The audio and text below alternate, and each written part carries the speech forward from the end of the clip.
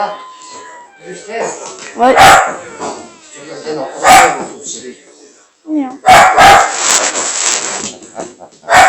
Ah, Mao, ça va? Faut t'aller oublier. Chérie.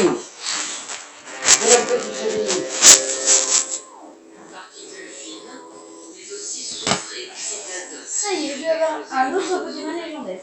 Ouais. Enfin. Là, t'es pas fatigué?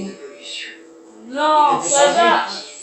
Oui, non, c'est pas des Pourquoi j'ai fait? Non. Non, j'ai commencé à trouver. Oh. Quelle merdouille, hein. Bon, je suis content. T'es content de quoi? J'ai fait mon truc. Ah. Et je vais pouvoir avoir mon... T'as vu la pollution que ça fait, les bateaux? Bah oui, hein. Ah, une grosse pollution. Dehors, d'ici qu'ils les fassent descendre Mais au large. les pires, c'est les MSC. Ah non, tout. Non, les Costa, c'est moi. Cela veut dire que les villes sont lourdement polluées par la présence de tous ces bateaux. Et pas seulement les habitants, mais aussi les touristes. Dans ce cas, La pollution générée par les grands navires serait la cause de 60 000 décès prématurés chaque année en Europe. Voilà, je vais pouvoir l'avoir. Parti. Progrès, 3000. 5 bananas. Ouais, à peine. Dingue, hein. Mais apparemment, le président du port de Palma n'en a pas entendu. Voilà.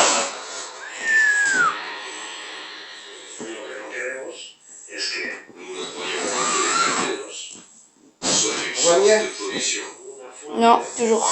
Bah, si, un petit peu. Mais c'est quand même pas fait une mélange. je ne les ai pas vus. En tout cas, pas à Palma. Oui, parce qu'elle n'existe pas. À Palma, nous sommes en train de poser des capteurs un peu partout. Et à partir de là, on parlera sur la base de données.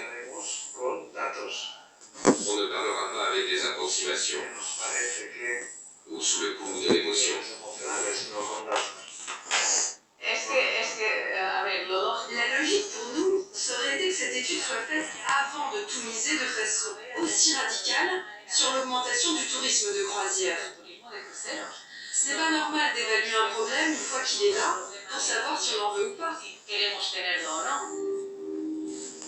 Les résultats de l'étude, annoncés pour l'automne 2017, n'ont toujours pas été publiés. Les croisiéristes mettent en avant leurs efforts pour rendre les bateaux moins polluants, comme le remplacement à terme du fioul par du gaz liquide, la mise en place de filtres pour limiter l'émission de particules, ou l'installation de branchements électriques sur les quais.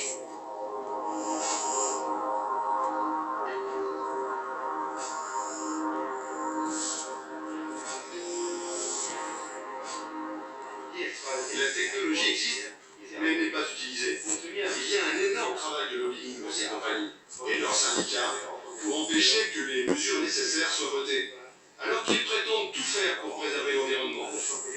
Mais si on regarde de près, ils n'ont changé que des petites choses.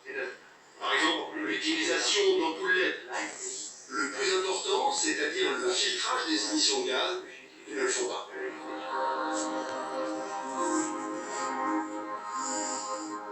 Sur le port, les affaires continuent.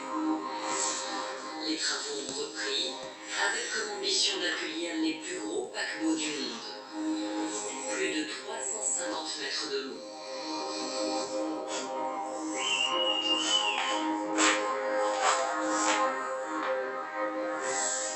L'objectif, encourager les croisiéristes à faire de Palma leur port d'attache.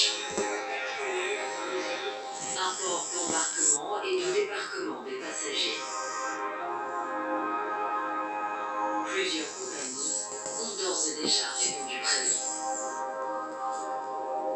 Je crois que là, s'ils veulent continuer à aller dans les îles, ils ont intérêt à réglementer. Le bord de la Méditerranée se fait concurrence et se dit, bah, puisque le gâteau augmente, moi je veux aussi en avoir ma part. Et du coup, on a une sorte comme ça de fuite en avant qui, pris isolément, est parfaitement rationnel, parfaitement logique, mais qui, quand on dézoome et quand on regarde la globalité des impacts, est juste insupportable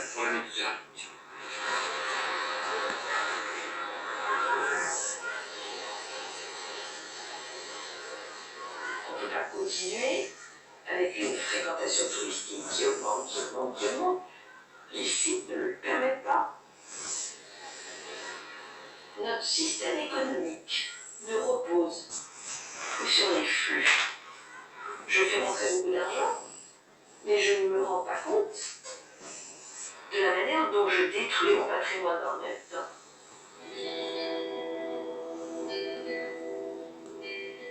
Le littoral de la Méditerranée a pourtant subi de nombreux outrages ces dernières décennies.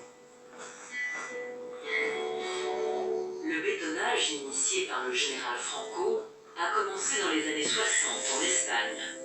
Puis dans les années 70, la France et l'Italie ont suivi l'exemple pour avoir leur part de la manne touristique. Ensuite, le béton a conquis les côtes de Croatie,